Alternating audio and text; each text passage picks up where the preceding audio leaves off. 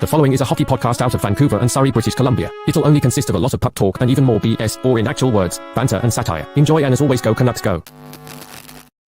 Trevor, Elias Pettersson did a all Swedish interview, and I realized that you don't know Swedish, which does not make you a professional hockey broadcaster / journalist in Vancouver. Okay, Trevor, you just got...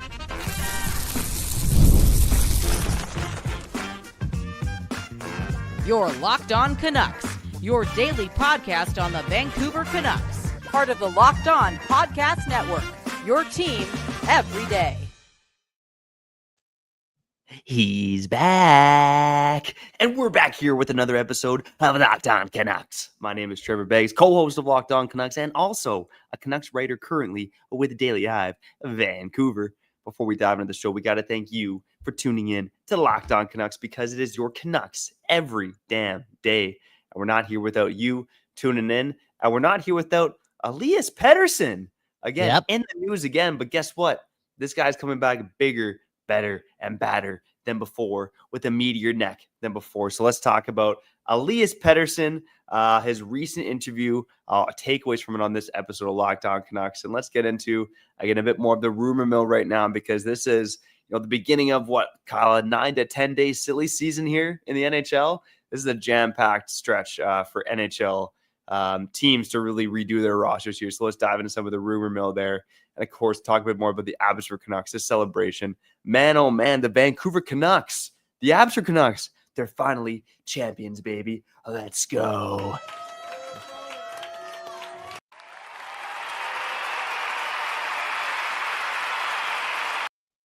Trevor, man, why are you acting like you're the biggest Abbotsford Canucks fan ever, man? Dude, because the Abbotsford Canucks are the Vancouver Canucks, man. And why do you keep treating them like different entities, buddy? They're part of your Vancouver Canucks, man. Just like the Florida Panthers and them being Stanley Cup champions, I'm already looking forward to next season, okay? That's like you being in love with your biceps and not being in love with your... Okay, that's the truth, though. I guess it makes sense. There you go. Okay, never mind. Anyways, let's start this over. A second time I put the stream up, because the first time I was muted for the first 2.5 minutes. But hey, maybe it was divine. Maybe I was saying things I shouldn't be saying. Okay. But I was touching on this. Okay. Trevor, no joke. We're doing this. Canucks podcasters, I guess, part-time on YouTube. We should learn Swedish, because we've seen so much Sweden in this thing called our lives, right? Like it's here. It's always here. And now we got Elias Pettersson doing an all-inclusive interview, talking about life with Leo Carlson beside him, with a Swedish journalist. What's this guy's name again? It's like, well, I got it right here. I got it somewhere right here. Boom, bam. Uffe Boden, okay? Uffe Boden on hockey. I wanted to say Ulf Dahlin, but that wasn't right. No, and he did it on hockeysverge.com. It's a 2-part interview with, again, those two players, and a guy named Andreas Wahl translated the whole thing on Twitter, okay? And this is big. This is big. To me, it is. And Trevor, you haven't looked at it yet. And I don't want to spoil the whole thing, because I think that's illegal, right? You can't. It's like copyright infringement if I just leak this guy's whole article on the podcast. So you just hit the link in the bio. Okay, I don't know what it is. I don't pay your musicians, pay your artists. Come on, man. Go to the link in the bio and read the whole thing. But I'm gonna start with a couple positives. Okay, Elias Pettersson. First off, he's healthy. More on that in a couple minutes. I think it's more positive that this guy's smiling and joking around. Okay. The journalist here was asking, like, Leo Carlson, how many points do you think Elias Pettersson is going to put up next year? And what did the homie say? He said something. Elias Pettersson said, just say more than last year, please. Okay, because he knows that last year sucked, and he's open and joking about it. I don't know. Like, I know it's not the biggest takeaway from this interview, but at least he's smiling about hockey and what happened. Like, it seems like he's moved on, Trevor. Yeah, and hopefully that, I think Pettersson really did need this offseason to reset, right? Get away from the noise, get away from the rumors. I mean, inevitably he's going to have to come back and face that noise and face those rumors. But if he can have a full offseason where he's healthy, he's training, he's going to the gym, he's distraction free, and he's just focusing on becoming a better hockey player, he's going to put himself back in a position where he can actually come back and be a good hockey player. And honestly, Kyle, if he's playing good hockey, there's going to be less and less questions. There's going to be less and less noise. It's going to be more about Pettersson's back, baby. Let's go. The Canucks are legitimate. Because, Kyle, we all know the hopes of this franchise really rest and die with Elias Pettersson. Quinn Hughes' future might rest and die with Elias Pettersson. I hope Elias Pettersson isn't listening to this because there's a ton of pressure on this guy next season. And for him to get away, yeah, Kyle, but he's laughing it off. Trevor, just hold on to the positivities. He's laughing. He's smiling. Hey, Leo, let them know that at least I'll have more than. Please say I'll have more points than I did last year. You know, come on. And you know he cracked the contract joke too. I don't know if you're ready for this one because you may look at this with your evil eyes. I can tell right now you are just. I don't know what's going on with you today. You look like the devil. You pessimistic. Trevor, we just won a Calder Cup yesterday. Okay, relax. It's all good. This guy can handle the pressure. Okay. Unreal, man. Unreal. Where's this next quote? That they asked about Leo Carlson's contract, and they're like, oh, what do you think he'll make next year and whatnot? And Elias Pettersson joked around it being a contract year, and how you always play better on a contract year. Now that wasn't the case for Elias when he did sign his contract, but the year before he killed it. I don't know. Like, again, he's just laughing. He's just laughing during this interview, okay? For him to have the balls to even make a joke about playing better on a contract year, I think some people may look at that as like a little, because it's sensitive times with Elias Pettersson. Oh, like, look at this guy. Like, he really thinks about those things, and those things do exist. Like, contract years matter more than other years for these players, blah, blah, blah. But to me, it's just like confidence, bravado, and just laughing about the situation. Like, Leo, it's a contract year. You're going to play better this year. Like, what are your takeaways there? Because again, he's smiling. He's smiling. I feel the energy. I feel like he's ready to just like say, "Puck you, Trevor and Kyle, for leaving me this year." I called him a fraudster, right? I did. Okay. I said go to jail. No, I didn't say that. But okay. Anyways, I'm just reading the article and I'm seeing a smile, Trevor. And I didn't know this guy could smile anymore. Yeah, honestly, it was not many smiles last season in Vancouver. I'm not sure if he smiled since he scored his first NHL goal here in Vancouver. No, I'm just kidding. But Kyle, like you said, he's in more of a comfortable atmosphere. I hope he brings that same mentality back to Vancouver next season because honestly, this team, they need a confident and fit and healthy Elias Pettersson next year. And Kyle, I've said that time and time again. Of course, we were on this guy last season. We're also, I think, two of the biggest supporters of him in this market up until you called him fraud. Yeah, my bad. At the time, we lost Optimist, and we've moved on from that now. But you didn't stop me, Trevor. You didn't stop me. You could have been like, "Yo, be a better friend, Kyle. Don't go down that path, Kyle." But you're like, "Nah, let's do it. Let's call." No, you didn't say that. But you could have been more positive, okay? Or just allowed me. You're a bystander. Why did you let me bully Elias Pettersson? It's on you. Come on, you're a dad. I'm not. You're a dad. I'm not. At the time, I was an emotional Canucks fan too, right? But the fact of the matter is, like you said, Kyle, it's Pettersson's looking confident. And look, there's still a lot of trade rumors surrounding Elias Pettersson. Pierre LeBrun has reported now multiple times that, the Canucks' preference is to hold on to Elias Pettersson. And again, because I'm reading the comment here from Steve Noble, like, what do the Canucks do if they get offered Norris, Byram, and the number 9 for Pettersson? I think that's probably the max that Buffalo offers, and I think the Canucks probably still say no because they got, sure, you have the Quinn Hughes replacement here because you may as well have Byram because Quinn Hughes is now leaving, right? I know they got his best friend in Norris, who now isn't your number 1 center, and the 9th overall pick, which is doing nothing to keep Quinn Hughes around. So you make a trade like that, you're basically kissing this Canucks team goodbye and moving on to the next generation. So they got to keep Elias Pettersson. There's really no other path this season. Unless a team blows the Canucks out of the water with an offer way bigger than that, which I just don't see happening. So again, nice to see Pettersson smiling, looking happy. He's got the meaty neck. And honestly, man, I'm expecting big things from him next year, man. And that's not just, blind optimism. I think he can do it because he was one of the most skilled guys in the NHL, up until last February. And he talked about in the interview about not only did he have the injury last offseason, he had, multiple setbacks during the season. We saw the bag of ice on his knee during the Four Nations. I know we all want to poo-poo on this guy because he's making $11.6 million and he sucked last season, but there were extenuating circumstances in the way. So, Mother Knocker in the comments saying he's going to give it till November to make his decision on 11.6. I think that's probably fair, right? He just has not somewhat of a good start, but you should have confidence in him to bounce back next season. Yeah, the scary thing about like waiting till November, that again, Canucks fans can fan how they want, right? Again, look, I bullied Pettersson a couple months ago. Yeah, my bad. Biggest bully bowing, right? Trevor Bystander Begsy, I'm bully bowing. There you go. Okay, that's the duo right here. But you know, at the end of the day, like when it comes to November 2025 being your deadline on Elias Pettersson, like dude, at that point, if you're off the wagon completely, like you're stuck with them. So I think it's more ballsy to make the decision right now. Are we hopping back on the Elias Pettersson wagon right now? We got 7 more days or 6 more days of him under like this this part of his contract where he still could get traded, right? The July 1st NTC cook the no movement clause kicks in like in a handful of days. Like let's just support the guy right now. Again, the guy is smiling. Just to preface again, makes a prediction on Leo Carlson's year. He jokes about it, saying you're gonna have 85 points, and he's like, "Oh, it's a contract year too. Haha, you always play better then. Haha." Okay, so Trevor, I see you grinning.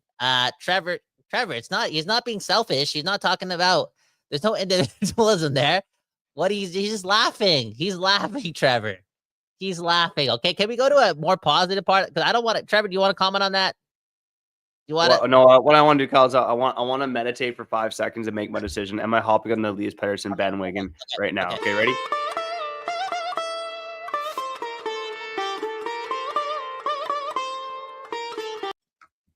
Of course I'm doing it, man. Yeah, I'm doing it, man. I'm back on the bandwagon. Elias Pettersson, man. 90 points last season. I'm feeling it, man. Let's go. There you go, man. Okay, so then I guess the last note on this interview before we talk about goaltending and trading Kevin Lankinen on today's episode of Locked On Canucks. Hey, one love to everyone here. Hit the like button, subscribe. Trevor's got a family. I got a girlfriend. Do the math. This is the most important part, okay? Screw the smiles. He's healthy, right? The journalist asking Elias about his, training regimen in the summer. How's it been? How's the preparation looking like? And he's saying, Pettersson saying he's training all summer. This offseason's longer because, we didn't make the playoffs. So he's trying to make the most of the extra time, saying all the right things. But, just answering the question about his health and confirming that he's recovered and that he's 100% in the gym. Everything is healed now. I'm 100% in the gym. Pettersson is doing it. He's working out. And this is where me and Trevor have to make an announcement here. But, me and Trevor talk long and hard about this. But if we're going to challenge Elias Pettersson to go to the gym and get into better shape, then Trevor and I have made the announcement that we're going to both lose 10 to 15 pounds by the time the summer ends. And if we don't, we're donating $10,000 to Trevor. We talked about this, right? Kyle, $10,000. I need to gain 10 to 15 pounds, but only of muscle. If I lose 10 to 15 pounds, I'm gonna waste away, man. I weigh 110 pounds. Okay, you gain 10 pounds and I'll lose 10 pounds. And then we don't have to donate it all. But, okay. All in all, I'll say this to the people listening to this, okay? You get healthier too. You get into shape too. I'm not body shaming. I don't know your predicament. But if you want Elias Pettersson to get back into shape and you bullying him, like, again, I made a YouTube short yesterday saying that I would be okay if Pettersson took steroids. That's how desperate I am for. The Calder Cup didn't do much for me, even though one love. Anyways, if you're challenging Elias Pettersson to get into shape, let's all get into shape. Okay, health is wealth. Let's live long lives. Go for a walk today. Eat better. And yeah, I'm going to lose 10 pounds and Trevor's going to gain 10 pounds. And if not, and if I beat Trevor, he's going to give me his children's tuition fee, tuition money saved up. So that's the bet right there. Thank you, Trevor.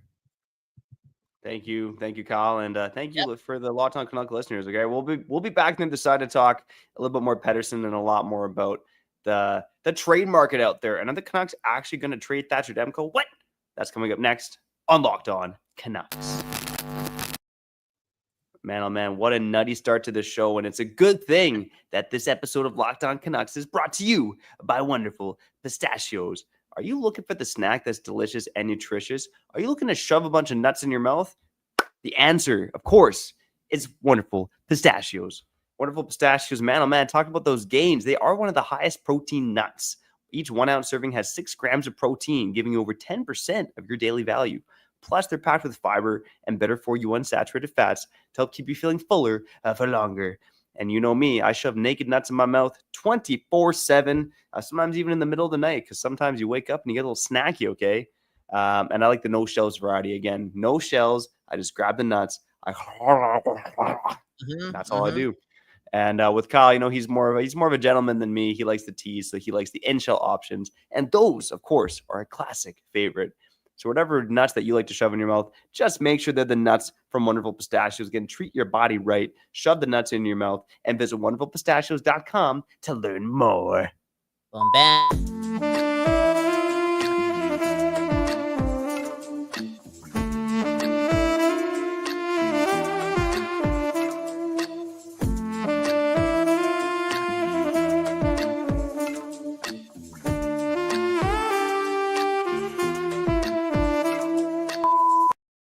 People, we back doing this, and that's talking about your Vancouver Canucks. My name's Kyle Ballin. That right there is the best dad in the world, Trevor Beggs, and yeah, we just did it. We just paraphrased a bunch of that Elias Pettersson article, even though we had English translations. But hey, don't blame us. We don't speak Swedish. We got work to do. Again, hit the link in the bio and read the article yourself. And one love to Andreas for translating it. Trevor, before I talk to you, let's get to the comment.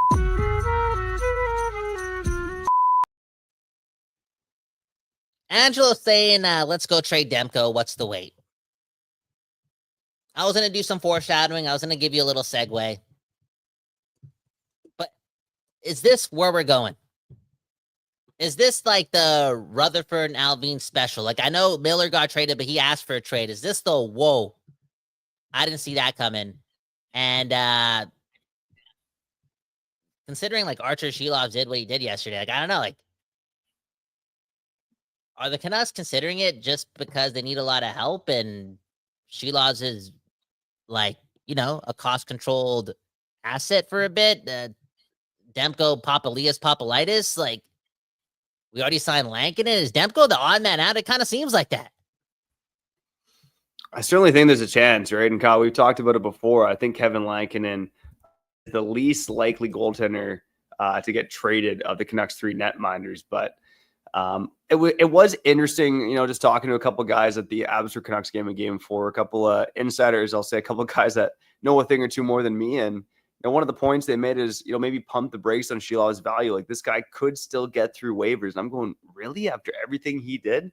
But Kyle, we talked about it on this show. I mean, a team that claims Arturs Silovs, if he were to go on waivers, would have to roster him right away. But regardless, the thing I go back to, if you're the Vancouver Canucks, is that's a pretty massive risk to take. Are you really going to risk sending the Calder Cup MVP down through waivers and hope he doesn't get claimed and lose that asset? That just seems to me like a risk that you don't take if you're a smart organization. So the more I think about it, because Silovs' value, I mean, I think we really value him here in Vancouver. A lot of the fans value him. But we ran the poll, should the Canucks trade Demko or Silovs? 2/3 of you said trade Demko. And I think the argument's key, right? He's got probably more value on the trade market. He's older. He's a little bit more fragile. And Silovs has some pretty good potential.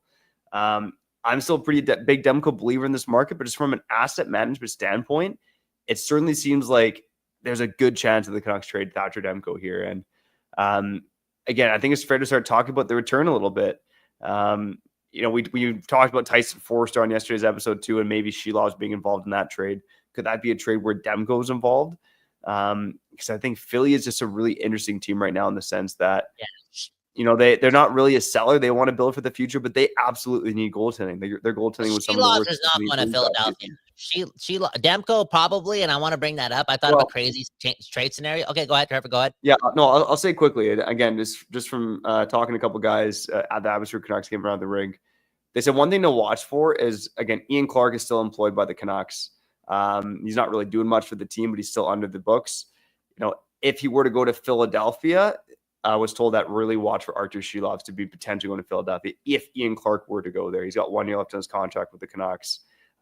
Really, the sticking point, the reason why he's still with the Canucks is a lot of other teams don't want to pay him what he's worth, which is, a few $100,000 is his contract right now. So watch out for Ian Clark's movement because that could potentially dictate where Arturs Silovs goes because Ian Clark apparently is historically been one of the biggest believers in Arturs Silovs and one of the reasons why he became even a starter in Abbotsford in the first place. Oh, yeah. And it worked. The Arturs Silovs experience has already worked. It's just a matter of can he get better? And I'm just banking on a guy that is clutch. And I'm only considering doing this year because Demko still for some, I guess the reason is obvious, right? Goaltending is very polarizing right now. And I also say this, like, I know Bobrovsky wasn't injured, but Bobrovsky sucked a couple of years ago. And now he's back to just being the best goalie in hockey. So it's such an unorthodox thing. But if a guy that you bank on has that like cachet of being a Demko or Bobrovsky, like can get back to form, your team's just completely different. Completely different. That's how important goaltending is. Right? And Demko could be all that for the Vancouver Canucks. But I think there's a lot to say with him still having somewhat of so much trade value, considering he barely has played like in the last 13 months. And before last year, when he got nominated for the Vezina, he was always getting hurt too. But people are trying to overlook it right now and still possibly give us some value for him. And if they choose Demko over Silovs, then Demko, this sucks. But if he gets hurt again, how Canuckish does that look? Right? Crazy. How Canuckish is it for the Vancouver Canucks to lose out on a guy that's been so clutch for Team Latvia, been so clutch for the Canucks to some extent? I know his save percentage was low last year in the playoffs, but just watch the film. Like, I know the long goals went in, but this guy was trying to carry a team without Elias Pettersson and Thatcher Demko, like the third string goalie. Like, he was doing the most, and now he just won the Calder Cup MVP. Like, he has ice in his veins. You're going to trade a guy like that who actually levels up when all the pressure's on him and he's proven to play better in scenarios like that? That's kind of confusing for a team that has no playoff legacy, right? We've made it past the second round 3 times. We're going to trade a guy who's clutch? That's interesting. That's scary. Oh, why are we going to choose the other guys over him? Oh, the Kevin Lankinen's been a starter for 1 year, and Thatcher Demko's always getting hurt, but we're gonna get rid of Silovs for sure. I know that organization is thinking, and the whole Demko to Philadelphia thing, that makes too much sense. It makes too much sense if there's a trade to be made, and this trade sounds stupid and crazy, but again, it's Rutherford and Alvin, and maybe if Philadelphia retains a bit, maybe the Canucks would be willing to do it. And I know Philadelphia's not that strong up the middle, but now Zegras is going to play center for them and whatnot. I wonder if there's any deal where, again, Philadelphia retains a lot. They got to retain a lot, but they get off a contract like Sean Couturier, and it's Couturier for Demko. It just comes out of nowhere. I don't like it. I'm just looking at like unorthodox moves. And I'm like, oh, injury history. Couturier's contract is really, really bad, but maybe if they retain some, like, he's a good guy. Like, he kind of like gives you like that Demko personality in the room too, a very serious hockey guy. I don't know. But what would Philly be adding to that trade? You're just saying Couturier for Demko straight up, or is Philly attaching like another asset? That's what I'm saying. Are they retaining? Are they throwing it in there? But could there be something there? I don't know. I'll just, hey, I'm playing the game, eating some Chinese food today, and Demko to Philly talk it. They also talked about the reporter today on Sportsnet also brought up Pius Suter going to Philadelphia. That could be a thing. And does that make love Suter? That would make sense. Exactly. Does that make Couturier a little bit more? Trevor, I know it sounds stupid. I know it sounds crazy. I know it does. Couturier's been injured and like he's getting paid like almost $8 million until like 2030, which is only like in 5 years. Like I said, that's a long time. What am I talking about?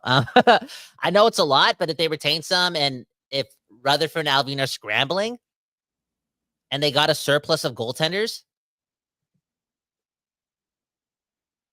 That trade scares the crap out of me, bro. I'm not gonna lie. Unless they're attached like a Travis connecting to that deal, I'm not sure where the value is that one for the Vancouver Canucks. Some people said in the Discord like Demko for Konechny, right? And I was like, yo, if only Demko had, if only If this Demko is 2023-24 Thatcher Demko and he finished the season and was healthy, it's a different situation. But where he is right now, he's not at that value. Okay, but here, and this is what I was thinking about too. One up to Mike Laval. I love this. And we haven't even talked about trading Kevin Lankinen yet. But you're scared of Sean Couturier. I get it. Guy won the Selke, though, like 6 years ago, right? That's a long time. It's like half a decade ago, right? Over half a decade. And his contract's only got 5 years to go. Yeah, it's not that okay. long. So I'm just saying, like, our Albion and Rutherford game, I don't like it, but I'm saying, are they going to get crazy? I don't know. But how about this extension for Demko? Isn't this not scary? And like, haven't we heard that the league is gonna be a little different when it comes to how much LTIR lenience they give teams? Because the Oilers and Evander Kane, and maybe they've had enough of it, and the economy's like, I don't know, who knows? But isn't giving Demko a long-term deal just as scary? He had an injury that didn't even exist. He's the first person to ever have a papalitis in the world, I think, in hockey. Isn't it scary giving him some money? Yeah, there's a fear to it too, for sure. I think that the fear to me with Demko isn't really so much, we're going to have 13 million tied up to our goaltenders. It's the injury history, right? And there's not much you can do about that aside from just making the decision now to trade the guy, and deciding it's, again, the choice between Demko and Silovs, right? To me, having that much cap tied up in goaltenders isn't necessarily a bad thing, because for the Vancouver Canucks, the strength for them right now, theoretically, is their goaltending and their defense. And with the cap going up the way it is, you can choose to prioritize goaltending. You have the flexibility to do that. So to me, it's not the risk. Again, it's Demko or Silovs. What do the Canucks decide to do? Because I think deciding to keep all three and risk losing Silovs and waivers is just preposterous asset management. And even though I talked to some guys who think that Silovs could clear, to me, if I'm Canucks management, that's not a risk I'm willing to take. So again, let us know in the comments. We've talked about it before in our polls, but are the Canucks actually going to trade Thatcher Demko? Because it feels like steam's been picking up there. He's number 18 on the Athletics trade board as of today. And again, the Canucks need top 6 help. They got 3 goaltenders. It looks like Demko maybe is the guy to go out the door, which when you think about, Miller and Besser also being gone, it's wild times here in Vancouver. Maybe we're just getting rid of all the Americans except for Quinn Hughes. Or maybe we're getting rid of Kevin Lankinen. Who knows?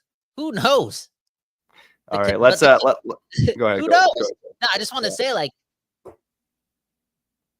is it? And again, you were talking to experts in the journalism room there at the Abbotsford Arena, right? Like, Silovs, even with all the success, he's not like a favorite, right? There's, well, I'm paraphrasing, but there's too many flaws, and he can never be a number one. There's that sentiment out there. Boom, bam. I don't know, but for a team that's like historically, in recent history, been so mediocre, like, and then having like an injury-prone goalie, and then having Kevin Lankinen only be good for 1 year, but have him at a quote unquote cost control deal. Now they have Silovs, who like is their young goalie who's been so clutch. Like it's so obvious. Like they have to. This organization, out of anyone, they have to look at all parts, not equally, but they have to put some respect on Silovs' name, because he could be just as good as Kevin Lankinen.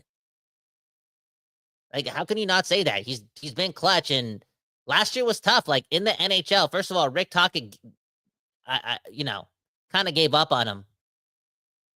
I don't know, didn't really support him, to be honest. Like, Silovs needed some help, some moral support, and Silovs was a young goalie who went into training camp knowing Demko was more hurt, had to be the number one again.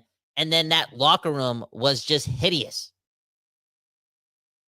Like, it was from the jump. September, Miller versus Pettersson. It already started. It just seemed as if, like, he'd have to be like Patrick Waugh or something to, like, carry the Canucks, which they needed him to do. And yeah, anyways, that's it. Top decisions to make here in Vancouver. As we wrap up on the other side, maybe we'll dive a bit more into teams that may need goaltenders. There's also a lot of news and notes to get to as well. Some comments to get to. Who knows where we're going to go, but we know we're wrapping up here on the other side on Locked On Canucks.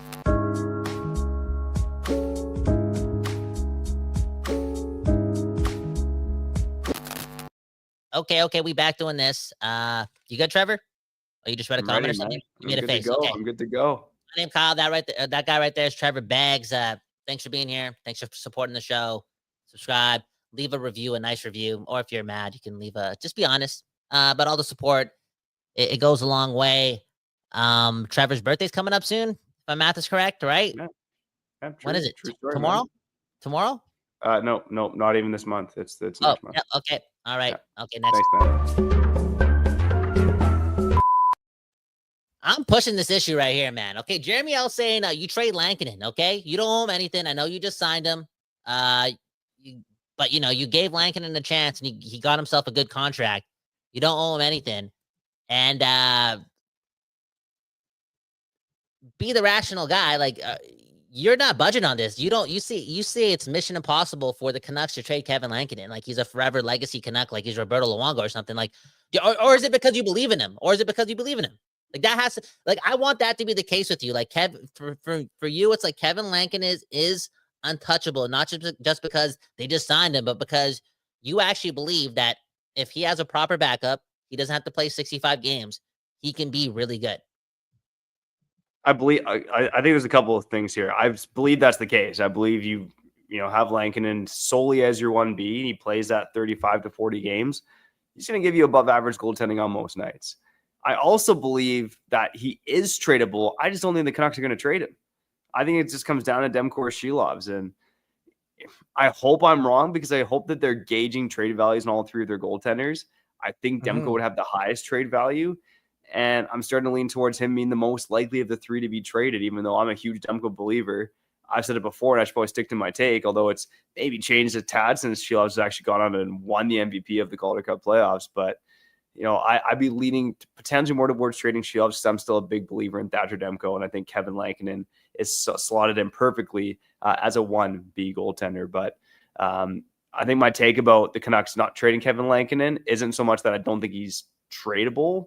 I just don't think the Canucks are even really shopping him. I think they're going to hang on to Lankinen and make a decision between Demko and Silovs. Yeah, I wonder if it is Silovs, if the move, and now you brought up Philadelphia earlier and like how, if Ian Clark goes there could be like a Silovs to Philadelphia thing. Like, I wonder how much value is in a trade that looks like Arturs Silovs and the first round pick this year. I just think like one of the coolest is maybe not the right word, but I'll just say it right now. The coolest thing to come out of like winning the Calder Cup is Arturs Silovs being a legitimate piece. And I wonder if they can avoid fixing their issues and not giving up Willander and Lecker-Mackey with that first round pick coming up on Friday. Like if Silovs and the first round pick can get it done, that's huge. And like, again, I'm a Silovs fan. I'm a Silovs fan. I'm a Silovs believer. But the fact that if he can turn into, who knows? Again, recency bias is the thing. Like, if he turned himself into like a prospect that has some cachet, I like that. And that's a win. That's an organizational win. Yeah, and for me, it's again we'll brainstorm later this week if no moves happen, maybe where the fit could be. But just looking at some teams that may need goaltenders. The Pittsburgh Penguins are up there. A guy like Silovs would make sense, but the guys that they're trying to sell are like the Brian Russ and Ricard Raquel. Are you trading, Silovs plus 4 guys in their 30s who can help the top 6 now? That might be something the Canucks could consider, but I don't think that's something fans are really going to get behind. The Columbus Blue Jackets could be a team. They probably make more sense for Demko. I think the Kings with Kemper there, and they do have some prospects. I think they make more sense for Silovs. I guess the Detroit Red Wings, again, need goaltending help now. They make more sense for Demko. They got a couple, young studs there in terms of prospects. So, again, there's teams out there that need goaltending, but whether they need Demko or Silovs probably depends on whether or not they're in win now mode or not. And in teams, theoretically, the ones like Pittsburgh that, aren't in win now mode would target a guy like Silovs, but they're trying to sell off older assets. So it's tougher to see a fit there. Yeah. Yeah, and I know it's a big week, man. A lot of things are going to happen, and we'll talk about it more tomorrow and the day after. I do want to bring up the question, like, Do you think nothing happens? It's a possibility, bro. Yeah, It yeah. really is. It really is. Yeah. Anyways, Uh, let's get to the comments, okay? I cut the homie Trevor out. Did you have something to say, or did you have a comment that you're already looking at? Let's go to this one, man. Let's go to this one. Josh T with the bold prediction in the comments saying, I'll get any amount of money and eat my shoe if Pettersson ever scores more than 75 points in a season. Man, oh man, that's a bold bet. And Josh T, I don't know how we get in touch. I don't know how we do this. I'm not going to say I'm going to eat my shoe if you're right. But man, oh man, I would certainly take you up on that bet that Pettersson gets more than 75 points. I might even be so bold to say that Pettersson gets more than 75 points next season. Damn. You think that's a bold statement to make if Pettersson's going to get more than 75 points next season? Bro, he better get. I don't think it's that bold. And I think that should almost be like the barometer for Pettersson. Oh, I thought you said you believe in him, though. I do. That's why I said like he's going to get more than 75 points next season. I hope he gets more than 1,000 points next season. Okay, Leo Carlson in that interview did say that like he thinks that Pettersson's gonna get like 92 points, and they asked Pettersson if that's like good enough, or how do you feel about that? And Pettersson said something amongst the lines of like he that's okay, but he wouldn't be like completely satisfied. So, I mean, I guess that's a good answer too. Yeah, he kind of brushed it off when he said like Carlson's like you're getting 95 points. That's good. That's what you like to see, man. He shouldn't be satisfied with 90-something points, man. This guy, people are talking about him potentially winning the Hart Trophy. Like that should be the goal for Elias Pettersson. Hart Trophy. Thank you. Stanley Cups, man. Not just I want to hit 90 points. Thank you. Okay, and the word he used was mya or MJA. Okay, would you be satisfied with 92 points, Elias? And Elias Pettersson responds with mya, which is a Swedish expression for being okay with it but not happy. Okay, there you go. That's life, baby. Okay, Pettersson. If Pettersson is, I believe in Pettersson. Yeah, Trevor. Again, I'm sorry. I'm guilty. I'm the bully Bowen. You're bystander Bowen. You let me bully Pettersson this year, but it's okay. I'm taking accountability too. Okay, it is what it is. I'm a 32-and-a-half-year-old man. And I'm sorry, but I'm back on the bandwagon. I'm glad he's cracking contract jokes. I'm glad he's just being a little like, bravado-ish. All right. I'm glad that he's saying, 92 points isn't good enough. I'm glad that he's saying he's healthy, and I'm ready for him to shove it up my rear end and just Trevor, we need new catchphrases in broadcasting, man. You're not a fan of this. You're not a fan of shoving up your rear end anymore, right? I don't even know where that came from. Why can't I'm just ready to be proven wrong? Why can't that be a thing? Okay. Who knows, Kyle? Okay, let's fire off some quick news and notes before we wrap up here in Locked On Canucks. Did want to mention that the first round pick that the Canucks traded away from the New York Rangers back to the Pittsburgh Penguins, the Rangers officially announced that they will give Pittsburgh the 12th overall pick in this year's draft and choose to keep their unprotected 2026 first round pick. So again, that was certainly an asset the Canucks traded away. They would have been looking to move that 12th overall pick, but I think as a petty Canucks fan, I'm pretty happy that the Rangers made the smart move and decided to hold on to the 2026 first round pick.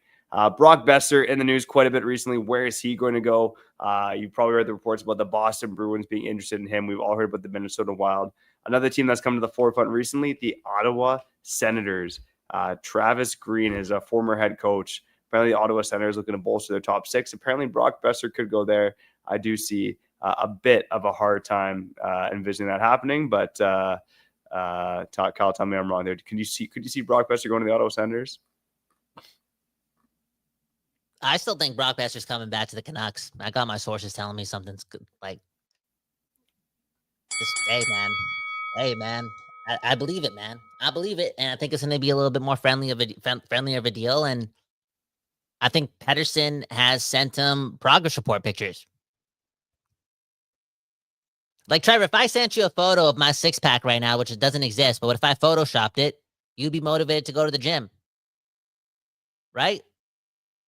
And I actually mean it, Trevor. I want you to gain those 10 pounds. For real. Like, if we're telling Pettersson to go to the gym, we all got to go to the gym. Now, Trevor, I did want to bring up one more thing too. Okay, again, another Arturs Silovs thing. Let's pull up the segment. Okay, let's swim in the ocean and talk about Noah.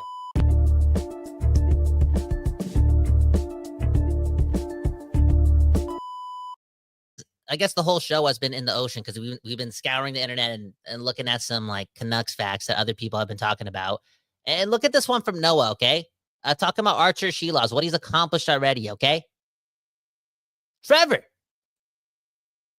this guy's got something, okay? A bronze medal at the World Hockey Championship, won the best goalie at the same tournament, 2025 Calder Cup, 2025 Calder Cup MVP. He already has 5 NHL playoff wins. And Trevor, I just want to say, man, I don't know if we're beating Nashville without Arturs Silovs. Okay, I don't look at what he did in Game 6 against Nashville. He's a third string goalie playing in the Canadian market, going up against UC Soros, and he outdueled him. The Canucks should be scared just a little bit. All these people saying like, "Oh, he may clear waivers," bro. Where are we living? Let's put some respect on Arturs Silovs' name. When the going gets tough, this guy turns into a really good goalie. Okay? Like he doesn't fold.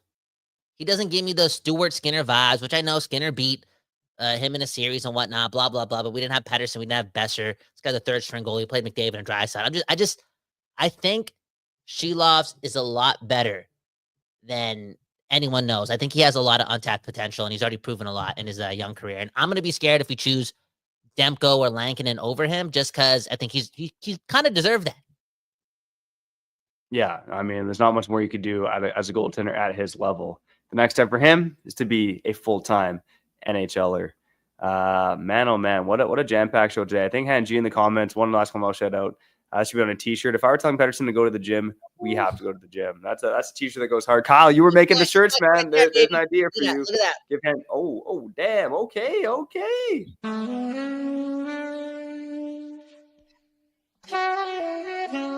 I'll be damned. Well, damn. There you go, man. Kyle Bowen. That's Flex Bowen, as he used to call him back in 2014. But I guess it's still going for you, buddy. Still flexing, man. This guy can bicep curl at least 95 pounds each arm, man. That's unbelievable, bro. I'm proud of you. You're showing Elias Pettersson Thank you, man. how it's done, baby.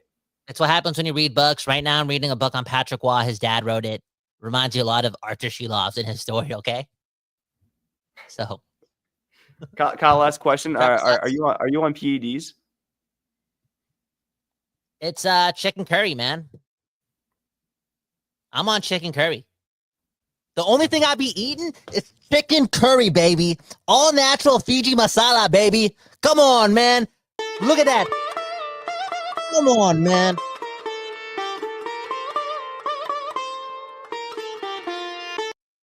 There we go. That was another episode of Locked On Canucks, a jam-packed episode, a jam-packed week ahead for your Vancouver Canucks. We'll get into all the news updates, our thoughts on what the Canucks are going to do, and maybe some news on what the Canucks actually do coming up tomorrow on Locked On Canucks. If you like what we're doing, make sure you go share this podcast with a friend, spread the word, because we're going to be here tomorrow and every day after that, because this is Locked On Canucks, your Canucks every day.